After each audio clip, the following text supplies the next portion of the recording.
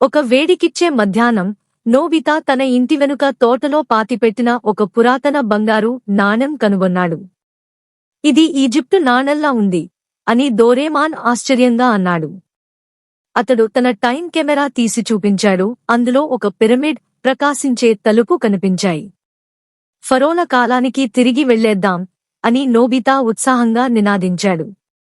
Doraemon తన time machine on చేశాడు. వాళ్ళు జుమ్మన్నగా కాలంలో వెనక్కి ప్రయాణించారు. వాళ్ళు 12వ శతాబ్దపు ఈజిప్ట్ దేశంలో ఒక గొప్ప పిరమిడ్ ఎదురుగా ల్యాండ్ అయ్యారు. వేడి లేదు, లోపల చూసేద్దాం అని జియాన్ పరుగులు తీశాడు.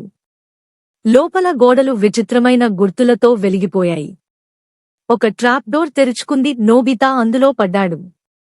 ఆయన వెళ్తూ వెళ్తూ మృదువైన మట్టిమీద, ఎముకల మీద దిగాడు. మమ్మీ అని అరచాడు. అది కాస్తా లేచింది కూడా. డోరేమాన్ వెంటనే స్లీపీగా స్ప్రేతో దాన్ని మళ్లీ నిద్రపుచేశాడు. వాళ్ళు అక్కడ ఒక రహస్య గదిని కనుగొన్నారు. ఒక పజిల్ తలుపుతో కూడిన గది. సిజుకా ఆ నాణెం మీద ఉన్న సంకేతాలతో పజిల్ను ఛేదించింది. తలుపు తెరచింది. అందులో గజనాలు, పురాతన స్క్రోళ్లతో నిండిన గది. అక్కడితోనే పిరమిడ్ మొత్తం కదలసాగింది. ఇది శాపమేమో అని సునియో భయంతో కేకలు వేశాడు. డోరేమాన్ తన ఫాస్ట్ ఎస్కేప్ స్కేట్బోర్డ్స్ తీసి అందరినీ ఇవ్వగా వాళ్లు పరుగులు తీస్తూ కూలిపోతున్న గదుల్లోంచి తప్పించుకుంటూ వెళ్లారు. నోబితా వెనుక ఒక నీడ చూశాడు. ఇంకో మమ్మీ వెంటాడుతోంది. నోబితా తక్షణమే ఆ నాణెన్ని వేయగా అది మెరుపు వెలుగులతో మమ్మీని అందంగా చేసింది.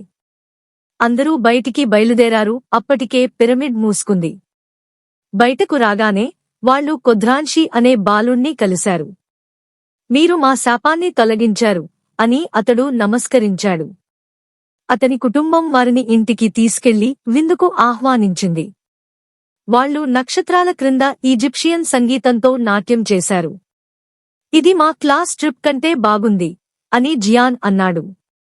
వెనక్కి టోక్యోకు వచ్చాక నోబితా ఆ స్క్రోల్ను జాగ్రత్తగా ఉంచాడు. పాఠశాలలో ఫరో శాపం అనే కథను రాశాడు. అందరూ దాన్ని కల్పితమని భావించారు. కాని అసలైన గుట్టు మాత్రం అతని స్నేహితులకే తెలుసు.